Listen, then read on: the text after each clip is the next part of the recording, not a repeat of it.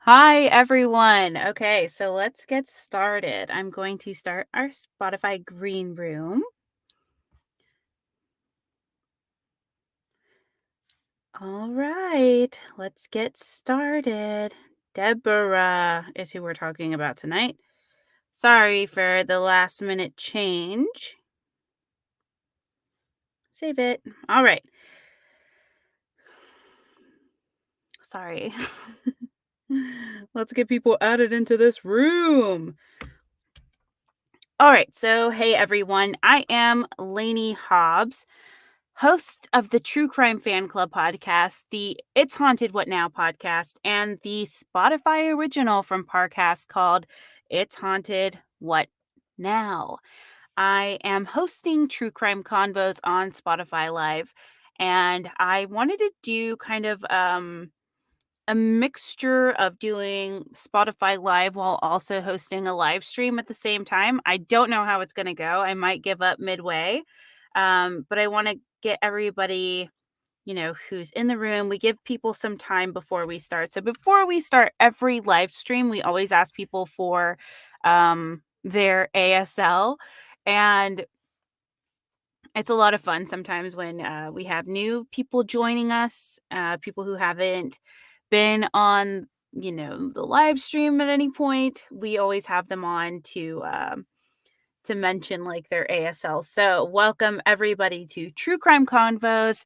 I am excited to get started tonight. I know it says we're talking about Drew Peterson, but unfortunately, our researcher who helps me out because I obviously have a lot to research, write, talk about, etc.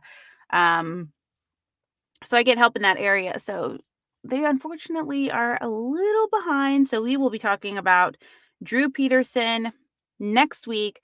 This week we're going to be talking about Deborah Green, who is still just as messed up as Drew Peterson. So trust me, we'll be happy to have this discussion about him.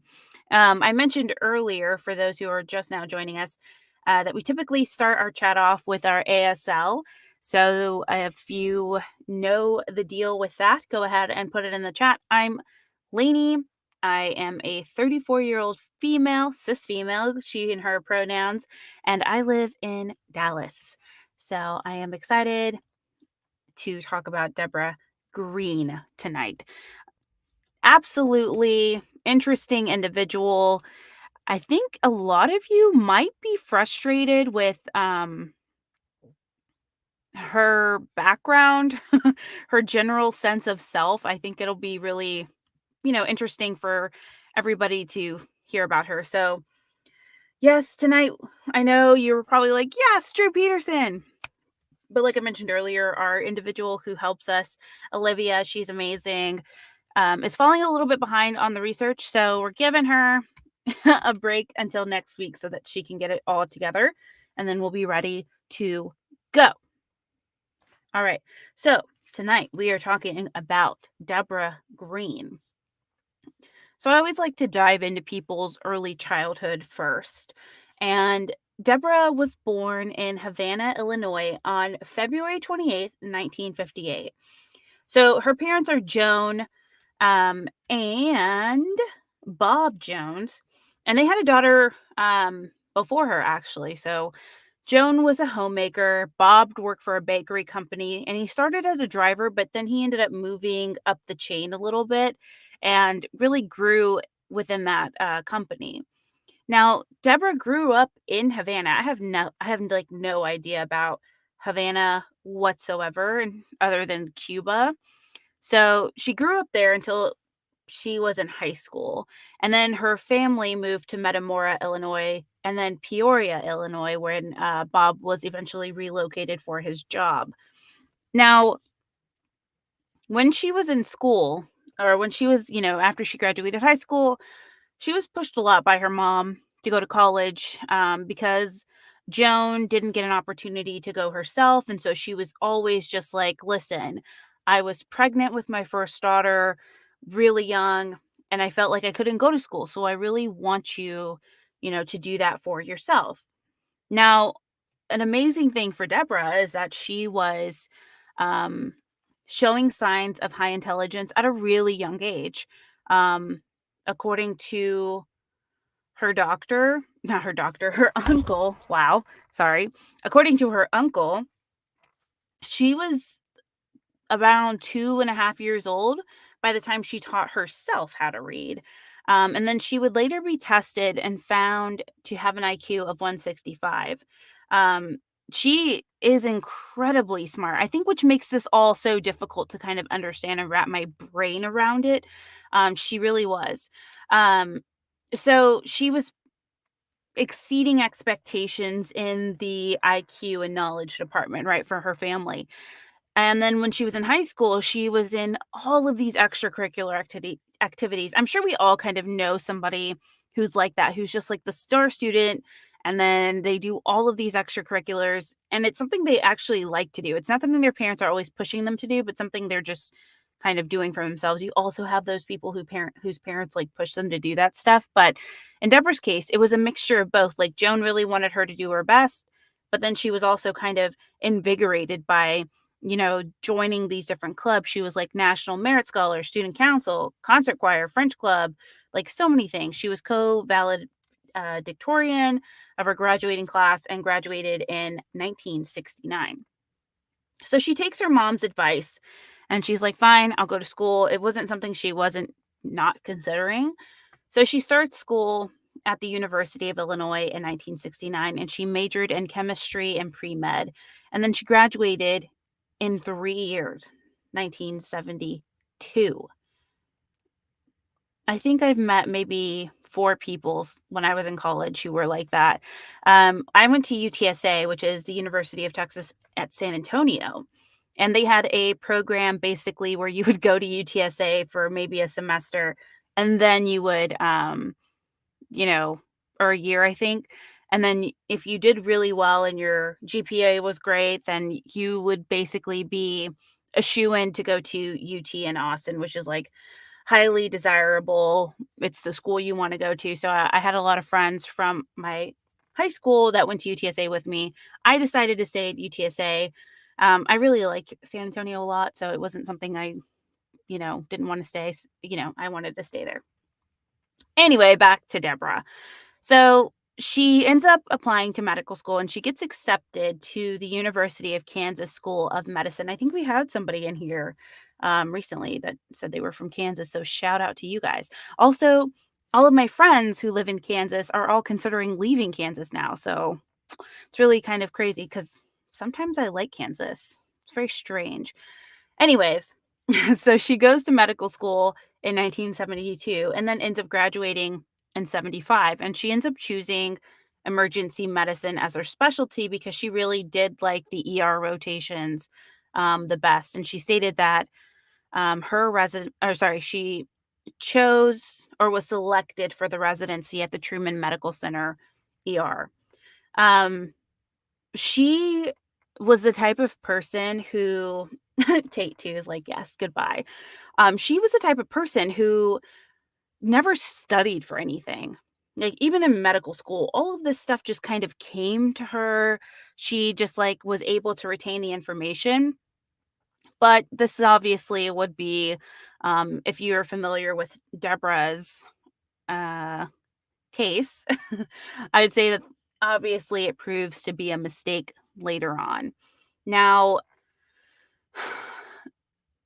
this whole case is crazy. And yes, also same thing. I think in high school and in general, like in my non-collegiate education, I was pretty much the same way. It's like I can retain information if I'm interested in it for sure, and then just go for it. I never studied in school at all whatsoever. I probably would have done better had I studied, but I just don't have like the focus or the capacity to do that.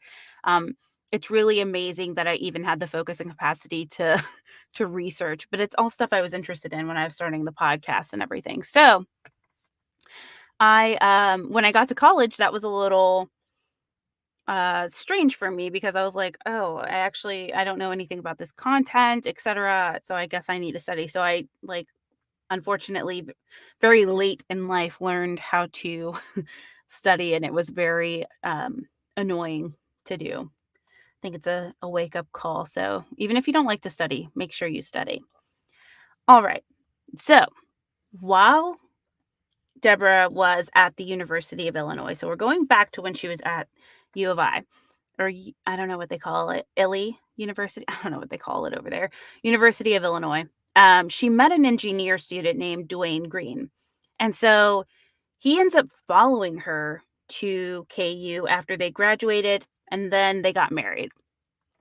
Then they end up moving to Independence, Missouri, so that she could finish her residency at the Truman Medical Center.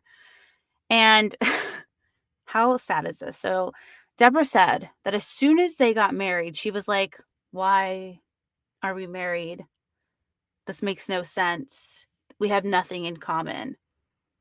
And so Dwayne was also like, yeah, same. Don't know why we're married." And then they ended up getting a divorce in 1978. The divorce was probably the most amicable relationship that Deborah Green will ever and has ever been in.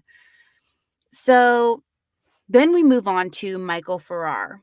And Deborah met Michael during his last year of medical school, and he was doing an emergency room rotation at the Truman Medical Center. He was 4 years younger than her, and she was separated from Dwayne at the time, but they weren't legally divorced until December of 1978.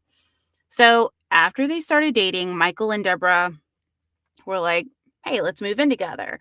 So they end up living together at Deborah's residence. Now, Michael is from Lawrence, Kansas, but he was raised in Kansas City, Missouri. His father, William, was an inspector, a food inspector for the U.S. Food and Drug Administration and a colonel in the Air Force Reserves. His mother, Velma, was a grade school teacher, and he has 2 sisters.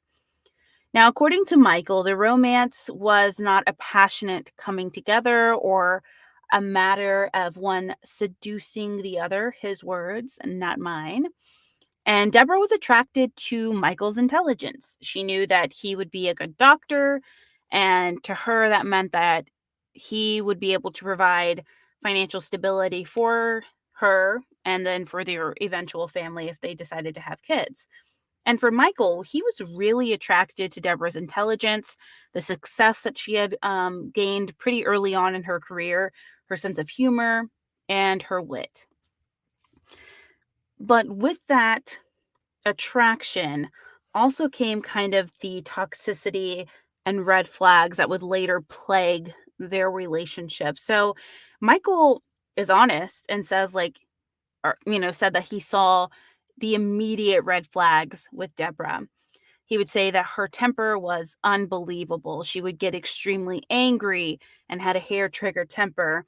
She would get angry over little things like someone parking in a parking space she wanted, which I need a GIF if you've ever been guilty of that. Like getting unreasonably angry about these things. I think I've done that before where I've been like, "Oh my God, you SOB, dude, I wanted that." Especially if your blinker was on and they still try and go in your spot. Like, hello? So rude. Yeah, that's just me though, maybe. Hopefully I'm not alone in that.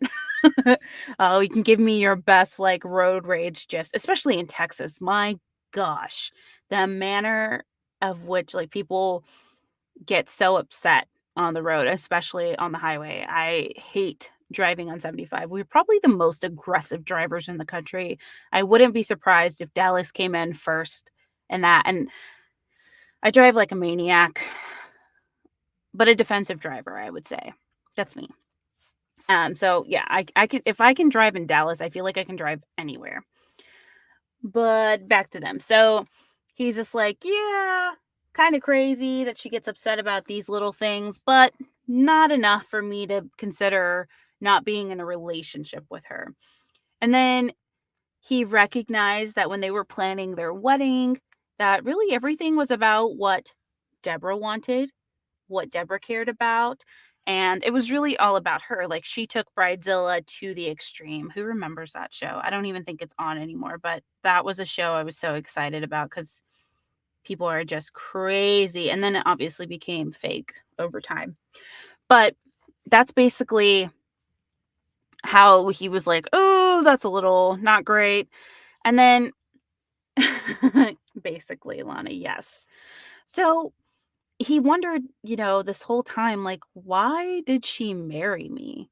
Because she didn't seem to care about him. And it also, I feel like, is a twofold question. Like, why would you be in a relationship with somebody who you had to question if they cared about you or not? Um, I kind of would reflect back and say, why did you stay with her? The relationship lacked affection, caring, intimacy.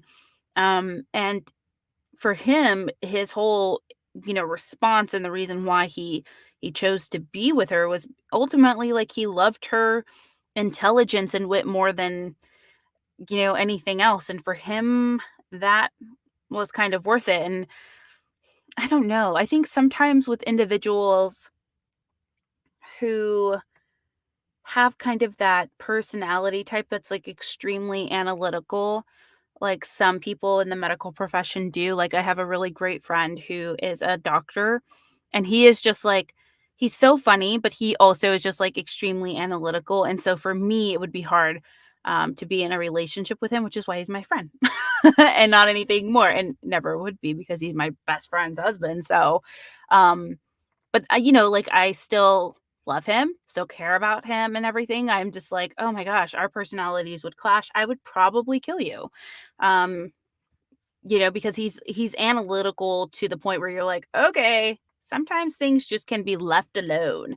And that's kinda how Deborah was, same way. And so I feel like maybe sometimes with 2 analytical people, they can look at it in a way that doesn't bring feelings attached to it, if that makes sense. Tell me if I'm making sense, like, if that makes sense whatsoever. That's kind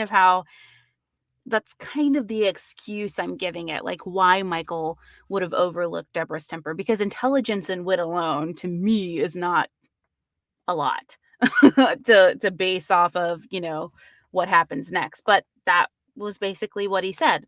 Now, the other red flag was that Deborah hated his family. And that bothered him a lot because he really cared about his family, he was close to his family, and I don't know, I'm really close to my family, so if you were like, "I don't like your mom, I don't like your brother, I don't like your nieces," and stuff like that, I'd be like, "Cool, then I don't like you." You know what I mean? How I guess in the chat, let me know if that would be a deal breaker for you. So, like, my husband doesn't have the best relationship with his family, and so it was weird for him to see me talk to my mom, my brother, my grandma pretty much every single day, morning, noon, and night, or texting them, like we have a group chat, family chat, that type of thing. And for him, when I first met him, he like never really talked to his family except like during holidays. And for me, that's like really strange because I don't know if it's a cultural thing or what, but like it really is kind of, it was off putting for me to be like, you don't talk to your mom, like you don't talk to your sister? Like, it was very strange, and then vice versa for him to see me, constantly have this connection with my family. I get it. So, I don't know. But yes, it would be strange, but I'm also, like, thankful that I am close to my family because they I feel like love Brett more than me. I feel like they prefer Brett over me, which hurts my feelings, and I hope my mom is listening, because it's rude. Just kidding. Okay, so obviously that bothered him. Now, they ended up getting married in May of 1979, and he recalled getting cold feet as he saw Deborah walking down the aisle, and it was a little too late by then, but he had realized, like, "Oh, crap, I'm making a mistake marrying this woman." Um, and unfortunately, he would be right. Now, on their wedding night, Deborah did not want to have sex with Michael. She said, "I would rather read a book instead." And so he kind of let her, but then he was kind of like, "Hey, we should consummate our relationship," coaxed her into it. And then she ended up having sex with him consensually. And then after she finished, or when they were finished, she went back to reading her book. Um, and that's important to note because her non-interest in sex would continue. Michael was an intimate person who wanted to have sexual relations with his wife, and it bothered him that she really couldn't be bothered to be intimate with him. And that's okay. Like if somebody is not interested in having sex, then it's fine, right? But they should be in a relationship with somebody who understands that and who doesn't have the same or the opposite desires that they have. They should have the same desires. So it for Michael showed that Deborah was really only focused on her needs and or lack of her needs, I guess, and didn't really care about what he wanted. That she kind of called the shots in that whole situation. Um, so Deborah opted to keep Green as her last name for professional reasons. She did not want to become Deborah Farrar, so she kept her um, first married name. Now, when it came time for Michael to take a residency, he chose internal medicine at the University of Cincinnati. And Deborah decides to move with Michael, and they started, she started her own work as an ER physician at a Jewish hospital. But she didn't like dealing with the often kind of you think of emergency medicine as being, like, so exciting and on your feet all the time and, like, crazy, but sometimes you get just, like, slow days, if you will, mundane cases, like ear infections, rashes, boils, cyst, all that type of fun stuff. So she was like, "You know what? I think I'm just gonna go ahead and start a fellowship." Um, and this time she was like, "I'll go for internal medicine too, and work on an internal medicine program." So while they were living in Cincinnati, Deborah faced a lot of medical issues. She had to have surgery on an infected wrist. She was diagnosed with cerebellar migraines and insomnia. And so this is when Michael thinks that Deborah started abusing painkillers and sleeping pills at the time. So Michael found many pill bottles with patients' names on them. And that meant to him that she was actually taking her patient's medication, which was a big red flag for him again.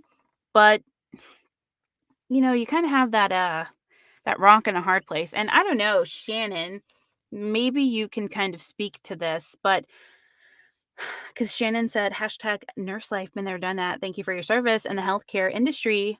Um, if you had a partner who was in the, medical field with you, and if you even do, I'm kind of curious what your response would be to knowing they were taking patient medication. Like, would you be reporting them or would you want to get them help? Obviously every situation is different.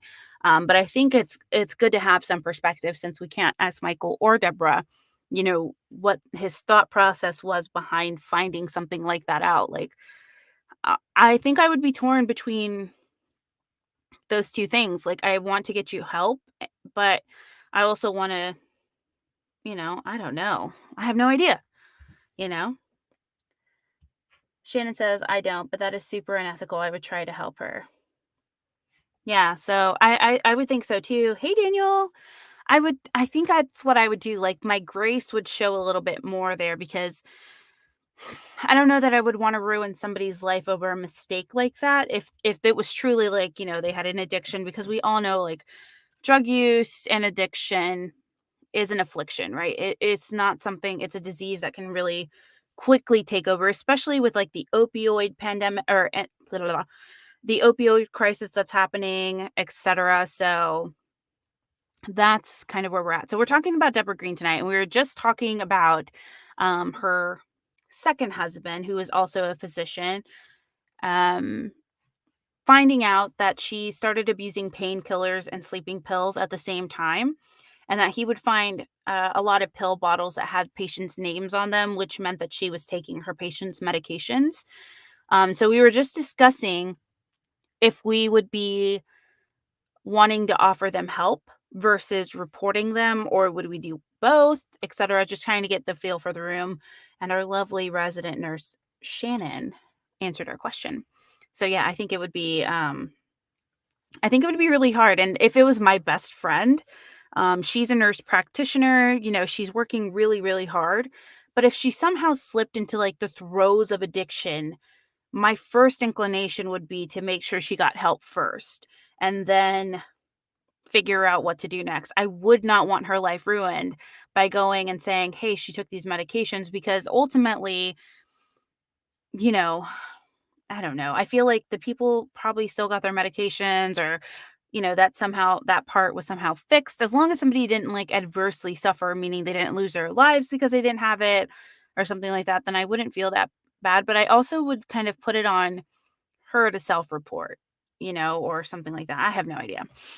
Shannon says it's not worth ruining someone's up after being recovering addict. You totally understand all sides. Yeah. So you know what I mean? Like it's really difficult. And yes, very happy for your recovery, Shannon. Again, thank you for sharing your insight with us. And we are always supporting our healthcare workers on this side. Okay. So another poor choice is made. Because Michael, again, red flags all around with Deborah. But then they decide that they want to kind of expand their family. So their first child is born in 1982, and it was a son, and his name was Tim. So she ends up taking a 6-week maternity leave to stay home with him. And when her leave was up, she returned to the fellowship, or she chose a new fellowship. She chose one in hematology and oncology, and she decided to hire a nanny to care for Tim. So things are kind of going, at a steady pace, if you will. There's nothing new to report in regards to what happened between 1982 and 1984.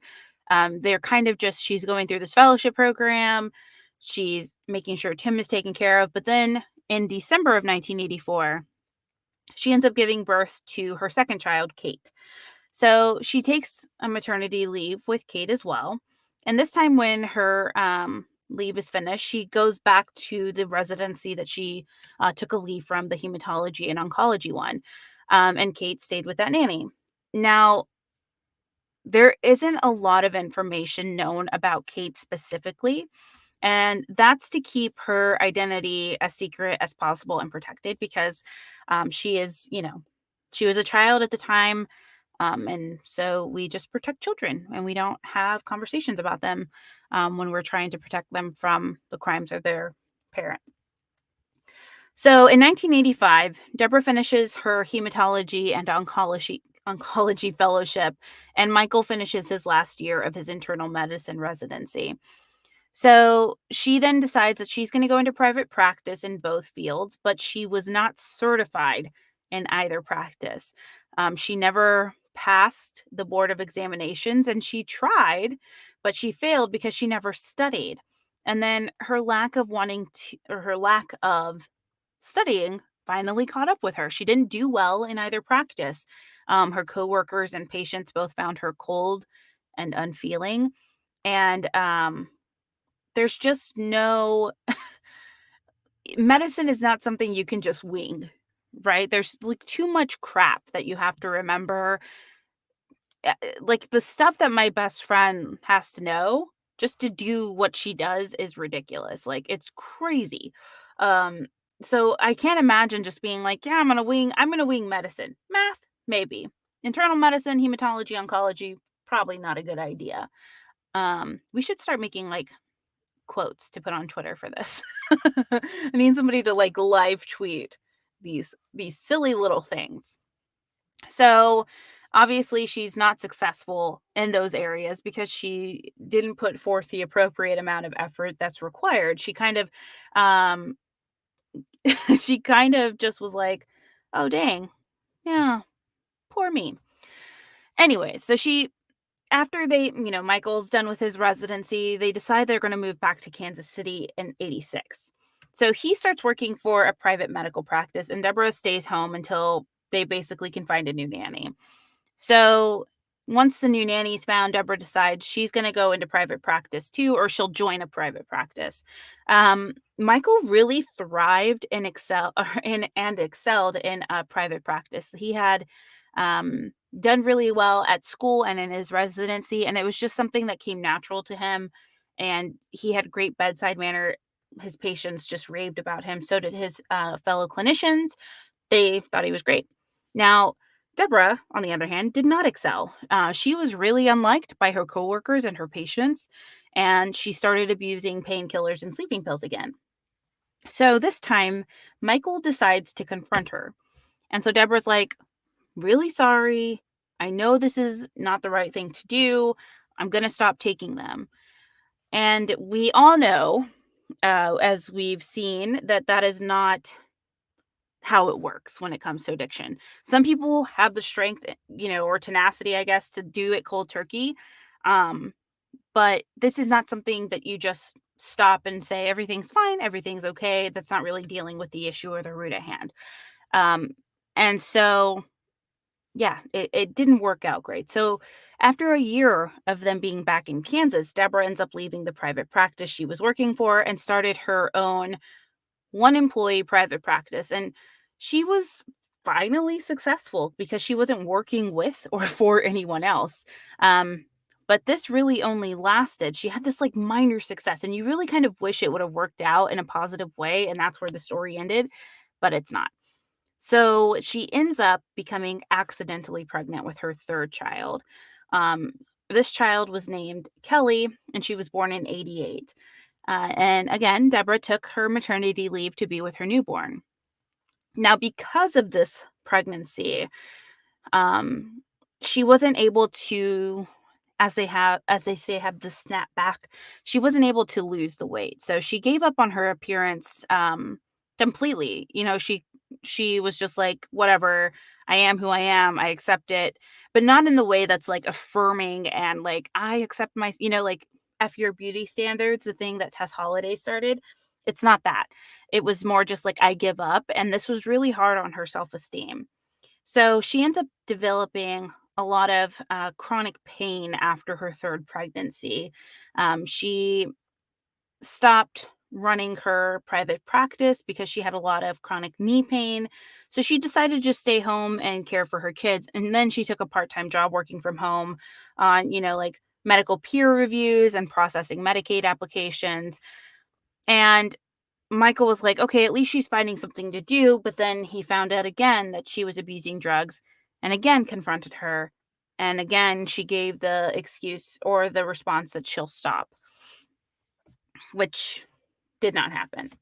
So as their marriage progresses, 3 kids in, Deborah continues to throw these tantrums. She'd get mad easily. She'd break stuff or harm herself, like she'd hit herself in the head or beat her thighs. And because Michael was working really long hours, Deborah was stuck at home with the kids all day. And she started to talk really badly about Michael to the children. She'd undermine anything Michael told the children, and she'd tell them how horrible their dad was. Um, and so Michael didn't do I think, the best thing in that situation, because that toxicity like runs through your home. It affects your children. And it's really sad, but he decided that he would start working longer hours so that he could avoid Deborah. And even though he was tired of Deborah's behavior and attitude and conduct towards him, he really did want to try to work it out. And like, I can't blame the guy for like wanting to salvage his relationship and work on it. The problem is, and I was just talking about this today, that the problem is that one person can't be doing all the work. Like, you have to have the response from the other person who's in that same relationship that says like, yes, I want to continue, and yes, I want to work on this. When it's one-sided, it's never going to end in a positive way. And I think that's a hard lesson sometimes for people who um who love deeply, and it's only one-sided. It's hard to watch, and it's hard to kind of read about when it's something like this. um Yes, thank you for mentioning the book, Melissa. Bitter Harvest is a great book about this. It's insane. So, the first divorce filing happens in January of 1994. Michael finally is like, I've had enough. and he asked Deborah for a divorce. And he thought that it would be better for both of them if Michael wasn't living in the house because maybe he was the reason she was so angry. And that again is just another like martyr thing, like maybe it's me, so I'm gonna remove myself when really the issue is with Deborah. Like Deborah's the problem for Deborah, and she can't like figure out why that's happening. So it's all her. So he ends up moving out of the family home and into an apartment. And they kept in contact with each other, shared custody of the children. He had, great relationship with them, talked to them multiple times and saw them multiple times a week. Um, and so during this separation, they kind of also have this reconciliation period where they really did try working on their marriage because they were only separated for 4 months. And for Michael, things seemed to be getting better since he was out of the house. And then when they started talking about getting back together, Michael and Deborah were like, listen, we need a bigger house. Feel like this house is very crampy. And she never kept it clean. So they picked a house in Prairie Village, but then backed out because Michael was worried about undertaking such a large financial commitment. They would just continue to live in the house that they chose until they found one that Michael felt financially comfortable purchasing. Wow. Our first, like, this seems not like an accident, right? So on May 21st, 1994, the house that they were living in, it was on West 61st Street, caught fire while the family was out of the house. Michael was at work. Deborah had taken the kids and the dog to Tim's soccer game. But the house was repairable, so the family moved into the apartment Michael had lived in during the separation, and it was like $85,000 in damages that were caused because of this fire. Now, they weren't able to determine a cause of the fire, but the insurance agency was like, the fire is an accident. Well, now they have the opportunity. Oh my gosh, Shannon. Oh, I'm sorry. Um, So now they have the opportunity after this big insurance windfall and payout to finally go after the house that Deborah initially wanted in Prairie Village. So they went back to looking at that house. Michael gave in and he was like, fine, we'll get the house. It's a 6-bedroom, like $500,000 mansion on Canterbury Lane. It had a pool, an exercise room, 4-car garage, and more. Um, and so, Michael was willing to make that sacrifice, if you will. They had the insurance fallout, so he felt comfortable with the financial decision to buy the house. But then he also made a personal decision related to his work, and he said that, you know what, I'm going to also try and work less hours. And Deborah was like, I'll try to learn how to cook and I'll keep the house clean. But that didn't last long at all. So by the end of 94, the marriage was back to the old ways and they were unhappy again. Now, in the summer of 95, Michael, Deborah, Tim, the three of them all went to Peru on a school trip, and the other children ended up staying with family members. So while they were on the trip, Michael met Margaret Hacker. And Margaret was a married woman whose children went to the same private school as Tim. She too was unhappy in her marriage to her husband. He was an anesthesiologist. His name was Dr. David Hacker. So after getting back from Peru, Michael and Margaret started having an affair in July. Listen, I am never a proponent for extramarital affairs. I'm always like, just move on, like leave the person.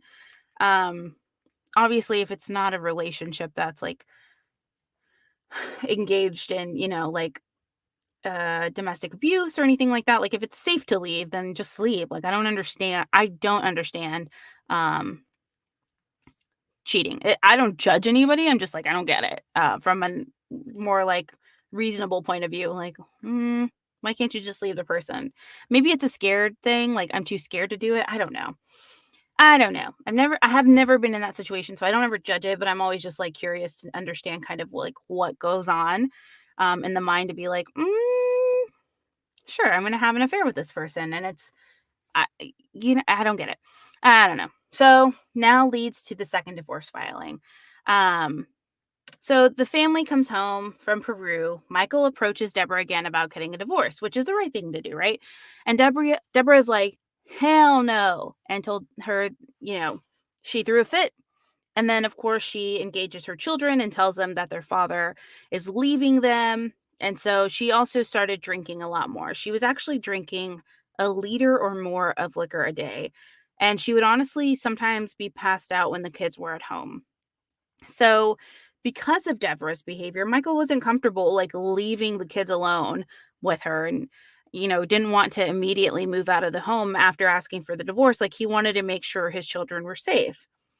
So, August 4th, 1995 rolls around. Deborah calls Michael and is like, I'm walking on the streets hoping somebody just kills me. That's what I'm hoping for.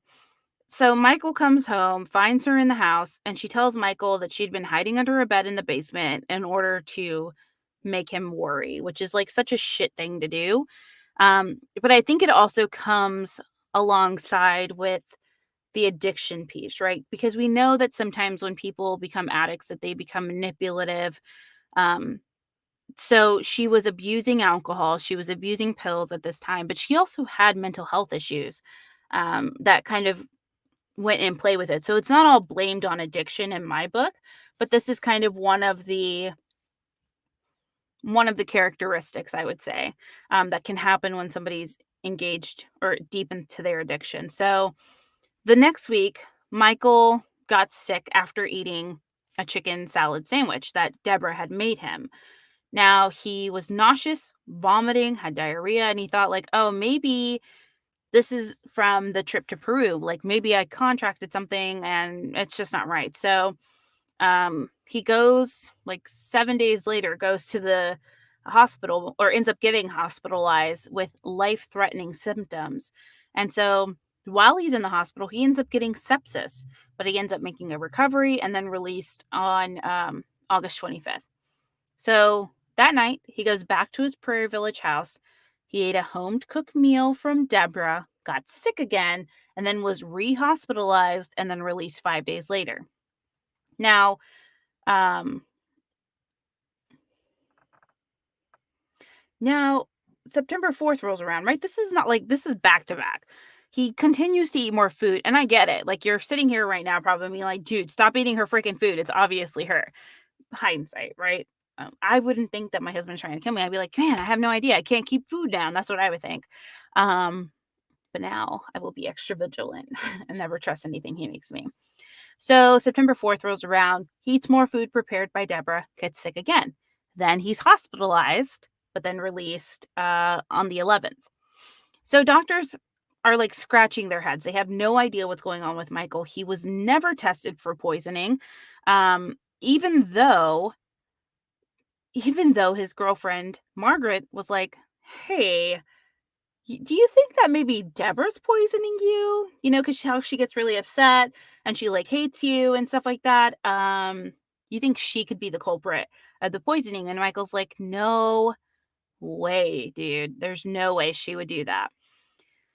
Well, September 25th, Michael finds castor beans and empty vials of potassium chloride in Deborah's purse. And he's like, why do you have these in your purse? Because his initial thought is, oh, she's trying to complete suicide, like end her life.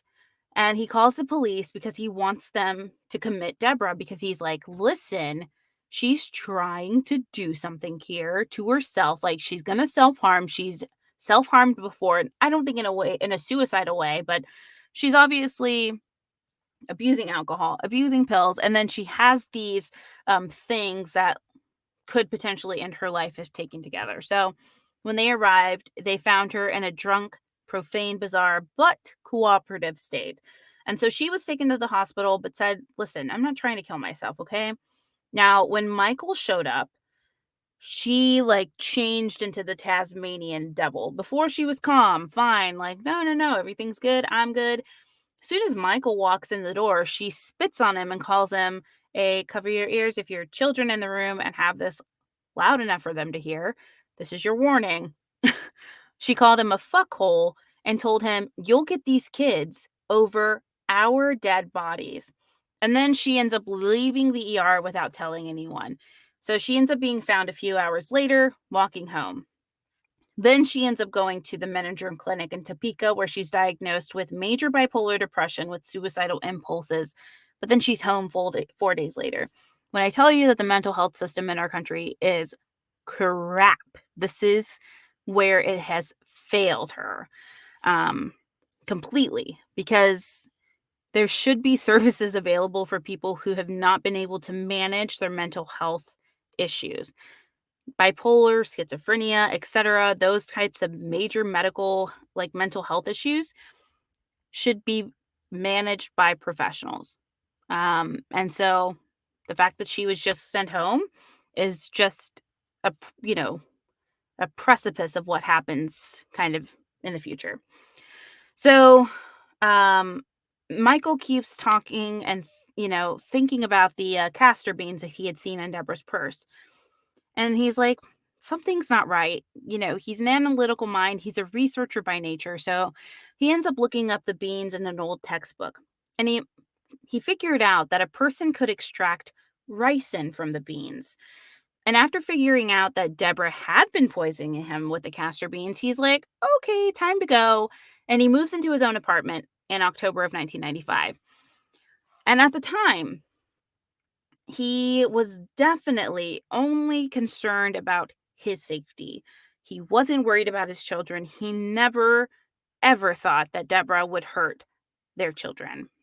Because often even, I don't know, I think, again, hindsight, right? So it's like, she didn't hurt your children physically, mentally, and emotionally. She abused them because of the things she said about you as a parent.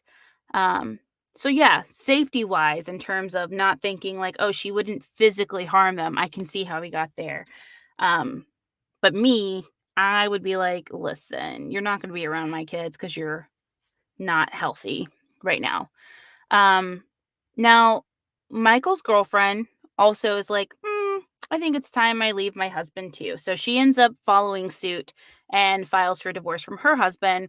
Now, unfortunately, a few days after the filing, Margaret's husband completed suicide by injecting himself with a combination of medicine. And so we only bring this up because Deborah later tells police to look into his death, as if maybe Margaret or Michael had killed David, just like they may have started the fire that we're going to talk about later. So earlier, who was it? Who said it? Melissa? Yes, Melissa mentioned the book Bitter Harvest. So, according to that book, some believe that Deborah drove David to kill himself because she constantly called him and asked him to help her break up Michael and Margaret. And she supposedly even called him 3 times the day before he died, which is just like a lot. And I think if I was the partner who had been cheated on, I don't want to talk to the other one, like to the other scorned spouse. I'd be like, leave me alone, lose my number. I'm over you people. Get away from me. So it's unfortunate, but it is something that we thought was interesting to note. So now we're going to go into the house fire that happened at Prairie Village. So on October 24th, 1995, Kate ends up calling 911 at 12:21 and hung up because she couldn't hear anything over the smoke alarms. The police showed up and called the fire department at 12:27 a.m. Now, the fire department shows up and finds Deborah and 10-year-old Kate outside. They're both in their night clothes. Kate told firefighters that her 6-year-old sister Kelly and her 13-year-old brother Timothy were inside. Deborah stood next to Kate. She was very calm, as observed, and very cool, as observed by the officials on site. Now, 2 firefighters tried to search inside the home, but they couldn't because the structure was deemed unsafe. Now, when the fire was finally under control, only the garage and some stones were left because the fire had spread so quickly, and that immediately caused concerns for the responding officers and the firefighters. They were immediately suspicious. So Deborah and Michael are taken in for separate questioning. And so this is Deborah's recount of the Prairie Village house fire. She said that it had been a normal day like any other. Her children went to school, then attended their after school activities, and the family was all home by 9 p.m. She had 1 or 2 drinks after dinner, and then she went to bed. Between 10 and 11 p.m., she left her room to talk to Tim in the kitchen before he went to bed. Her daughters were already in bed asleep. Deborah said before she fell asleep at 11:30, she talked to Michael because he told her someone paged him from the house. She also told police she was going through a divorce with Michael, but she wasn't upset. She was actually looking forward to starting a new life without him. Now, she woke up after midnight when she heard the fire alarm go off, and she thought that it was like a false alarm. And so which I don't understand. I mean, what? Okay. So she tried to turn it off with the control panel in her room, but it wouldn't turn off. So she opens the door and finds the hallway completely covered in smoke. She couldn't see anything. And so she's like, cool, I'm going to go. And she ends up leaving the house via the deck that's connected to her bedroom. Now, when they had an intercom system in the house, this is really kind of the most devastating um, part, I think, out of the whole thing. Oh my God, it breaks my heart every time. So, when she heard Tim ask over the intercom what he should do, Deborah told him to stay in the house and wait for the firefighters to rescue him. Then she went to her neighbor's door and asked them to call 911. She went back to the house and found Kate, who had climbed through her bedroom window onto the roof of the garage, then jumped and landed on the ground. Deborah was calm and she didn't cry in her interview. She was talkative, and I think the police described her as cheerful. She immediately referred to her children in the past tense and referred to them by ages instead of their names. You can actually hear this audio on YouTube. She would say things like, he used to be my 13-year-old. She wouldn't say my son Tim, he's 13. She would say basically like very clinical, right? That you would expect to see in an autopsy report, like 13-year-old white male, death by blah, blah, blah. Like that's how she talked about him. Now, by 5:30, a detective came to the station and said that Tim and Kelly were found deceased. Deborah got really mad when she heard this and told the police that the firefighters didn't try to even save her children. She ended up becoming uncooperative and demanded that she and Michael see the remains of their house. And she also demanded to be able to tell Michael herself that our babies are dead. She was released early on October 24th after the questioning. So that's her recollection and her retelling of events. So Michael's recount of the Prairie Village house fire is this. On the day of the fire, Michael took the day off. He took 2/3 of the children to the hockey game. He dropped the children off at home around 8:45, then had dinner with Margaret and left at 11:30 p.m. He drove to his apartment and called Deborah. She paged him at 10:35 to see what he was doing, and then again 5 minutes later, and then a third time. They end up talking on the phone at 11:40 p.m., and she sounded drunk. He told her that she needed to get her stuff together or he would call Child Protective Services. He told her that he thought she was drinking too much and not caring for their children, and he told her he knew she had poisoned him and that he might have to call social services to protect the children if she didn't get it together. After the phone call, Michael watched TV in his apartment until he got a phone call from the neighbor about the fire at 12:25 a.m., and he heads straight for the Prairie Village house upon hearing that news. Michael ends up telling the police he thought Deborah might have set the house fire to gain money from the insurance, but he never thought that she would hurt the children. His eyes were red, his voice was trembling during the talk with police, and he seemed believable to them. Now, police also questioned Kate. She was interviewed by the detectives while her grandparents sat in the room with her. And so she said that she saw smoke entering her room. She opened her bedroom door and called out to Tim. And then she closed her door and called 911, but she couldn't hear the dispatcher because the alarms were too loud. So she hung up the phone. She then crawled out of her bedroom window onto the garage. She saw her mother, and her mother told her to jump. And so Kate jumped and landed safely on the ground, as we know. Tony, are you kidding me? That's what you join us as we're talking about children dying in a house fire. You want to come on Spotify Live and talk about the greatest show on YouTube? Boy, get out of here. Banned from this room. Read the room, dummy. Like, are you kidding? Shame on you, Tony. Dummy. He's all like, oh, this amazing YouTuber. But also kids are dying in this story, so not the appropriate time. Ugh. That's all. Today has been a weird day with meeting really strange individuals, and I'm just gonna say, like, whatever, sage your houses today if you believe in it. Say a prayer, wish for some good juju because something is going on, and it is a strange day. Back to this case. After douche crack over here came in. I'm sure he's a great guy, but it was poor timing and very dumb. All right, so after the questioning, Deborah had nowhere to go, and Michael was like, "Girl, you are not staying in my apartment, so you need to go." He ends up giving her cash so she can get to a hotel room, and her divorce lawyer ends up finding her there in a distraught state, and then she ends up being transported to a hospital because of her emotions being unstable, if you will. So Michael immediately files for divorce and for emergency custody of Kate. So temporary custody is given to Michael's parents, and Deborah has supervised visits while Michael did not have to have supervision. So they go into the arson investigation, and the report ends up getting released in November, so about 2 months after the fire happens. Authorities ruled out common causes of accidental fires. They actually found that there were two small fires that had occurred, but they weren't connected to a big fire in that area.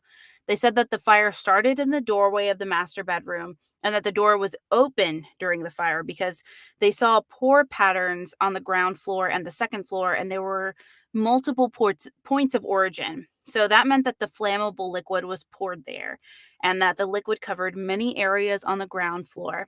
It blocked the stairway from the second floor to the ground floor, and it covered much of the hallway on the second floor and stopped at the door of the master bedroom. The liquid had soaked into the carpeting in the hallway leading to the children's bedrooms, and they really couldn't figure out what the liquid was that was used, but they knew that at least 3 to 10 gallons were used. So as a result, the report concluded that the fire was arson. Now, the interesting thing about this is that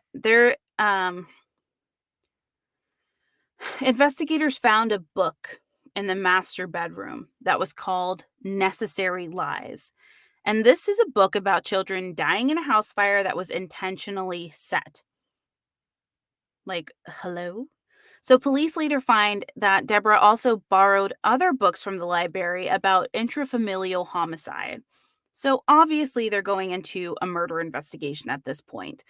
Now, police call in a new task force to turn the investigation into one for homicide, and they took samples of Michael and Deborah's hair and clothing to find any possible remnants of an accelerant. Now, they showed nothing on either person's clothing. Michael had no hair singeing. Deborah's hair had been cut twice since the fire, but did show significant singeing. Now, this is important because Deborah said she was never near the flames, so she wouldn't have actually had any impact. You know how they show like when a barbecue explodes in your face and you lose your eyebrows? Like that's kind of what they expect. Your arm hair will be singed, your eyebrows, hair on your body, etc. So they wouldn't expect to see that on Deborah, but they did. Now, neighbors said that when she had come to their door asking them to call 911, her hair was actually wet. And so police were like, okay, now we're looking at Deborah as a suspect. So Timothy and Kelly's bodies were recovered the next morning when the house was cool enough to finally search. It found that Kelly had died in her bed from smoke inhalation. Timothy had died near or in his bedroom from smoke inhalation and heat. It looked like he tried to get out of his bedroom but was unsuccessful. And his body ended up falling through the floor and landed near the kitchen because of that. When Michael told police of his previous illnesses and, finding the castor beans, police did some further digging and they found that Deborah bought the beans in Olathe on September 20th or the 22nd. A few days after the fire, the funerals for Tim and Kelly were held. So about a month later, Deborah was dropping Kate off at ballet practice when she was arrested. Now, at her arraignment, Deborah was charged with 2 counts of first-degree murder for the deaths of Tim and Kelly, 2 counts of attempted first-degree murder for almost killing Kate in the fire and Michael via poisoning, and 1 count of aggravated arson. She was held on a $3 million bond, which was the highest bond in Kansas City, Missouri at the time, or history at the time. Um, Now, Michael's health obviously had been impacted because you don't just get poisoned and are like, "Hey, I'm great." There are some underlying effects. So Michael underwent surgery in November of 1995 to treat an aneurysm he suffered because of the poisonings. He underwent testing between November 17th and the 22nd, and those proved that he had indeed been poisoned with ricin. Now, a preliminary hearing begins the following year in 1996. The prosecution and the defense present their case to see if Deborah could even stand trial. At the hearing, a previous nanny for the family testified that in 1990, Tim told her that he felt like his parents' divorce was his fault. He told the nanny, Phyllis Greedo, that he hated his dad for the divorce and would kill him. He'd burn the house down and everyone in it. 4 other witnesses testified about seeing Tim set the fires, as well as seeing him set fires and talking about bombs. And I think this is also kind of the worst thing outside of killing her children that Deborah did, which is that she supported a defense that blamed her child when she should have. I mean, she can't take the responsibility because of, the narcissism that goes along with it. Um, but this was an important note for the defense because their theory was that the fire was started by Tim. They said that Tim hated his dad and had an unnatural fascination with fire. And so the defense said that the poisoning was actually also by Tim, who did a lot of cooking in the home. And Michael testified that he couldn't be sure that Deborah was the one who had prepared his poisoned food. He said maybe Tim had fixed some of the food, but yeah, and I get what he's saying. He's not obviously blaming his kid. He's just like, maybe he was the one who prepared it, but Deborah poisoned it. I don't know. I can't say that it was all Deborah. Well, she ends up getting arraigned February 8th, and the trial's supposed to start that summer. Michael undergoes surgery December of 1995 for an abscess on his brain that was caused by the poisonings, and the doctors were afraid that he wouldn't survive, and so were the prosecutors. So they pre-filmed his testimony. Now, luckily, he did survive that surgery and was able to testify in person. So the prosecution requested the death penalty for Deborah. She was ordered to undergo psychological evaluations where she was found competent to stand trial. But Dr. Marilyn Hutchinson expressed concerns about her state of mind on the night of the fire.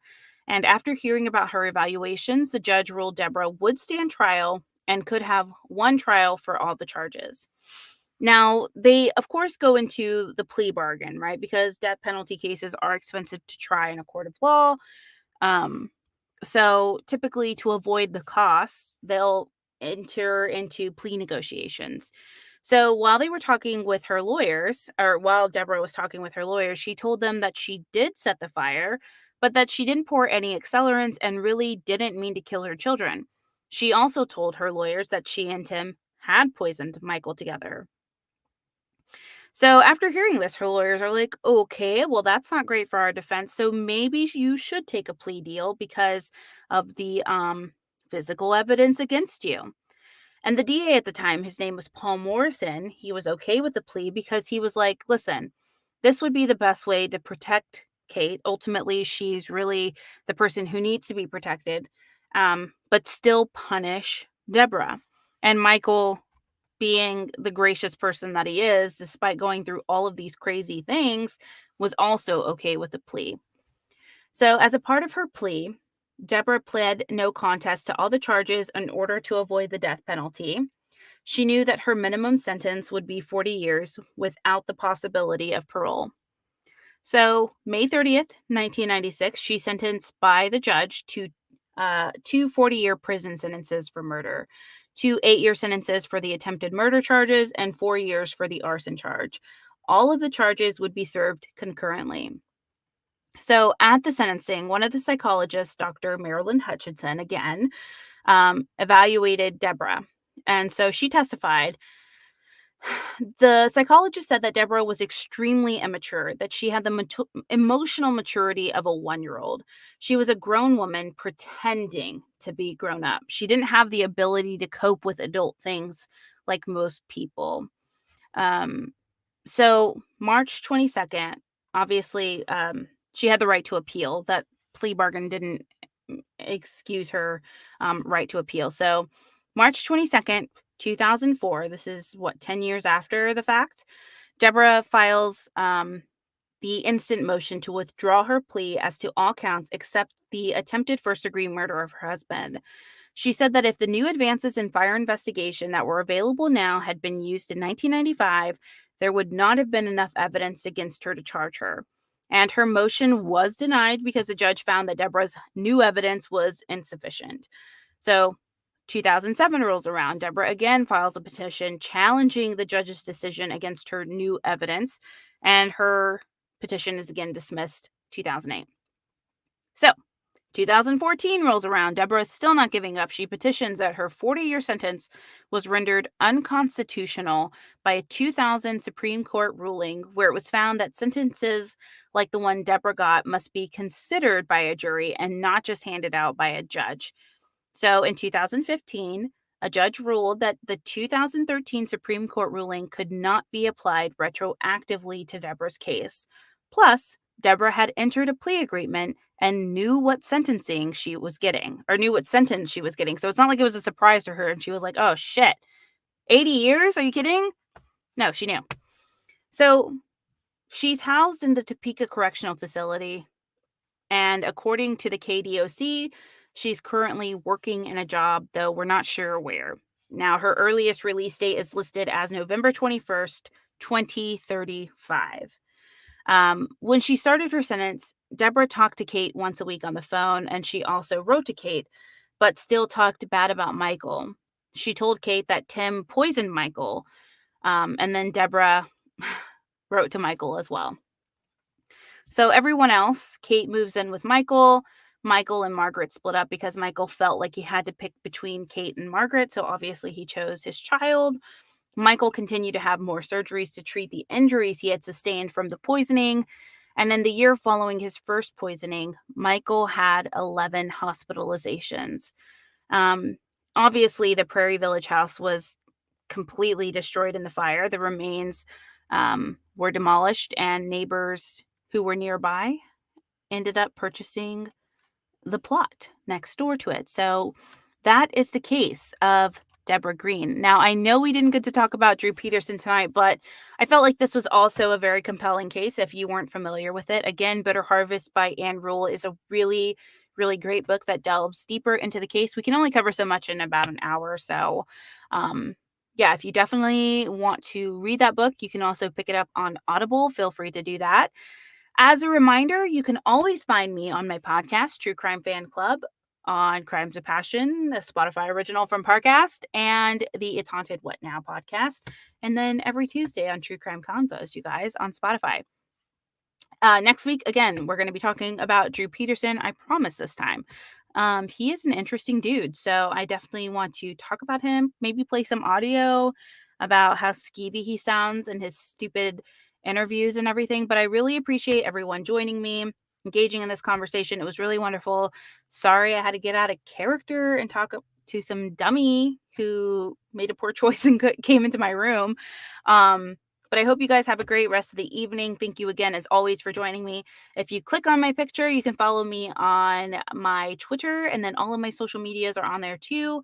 But I hope you guys have a great rest of the evening. Kimmy, I know you are located in a French-speaking country, so oh dang, I forgot how to say it in French. Bonne nuit? I don't remember. But yes, I hope everybody has a great evening, and I wish you guys well. Again, make sure you ask for some good juju because there are some crazy things happening today for all of us. Bonsoir. There you go. Okay, so I hope you guys have a good night. Talk to you later. See you next week. Thanks again for joining me. Bye, friends.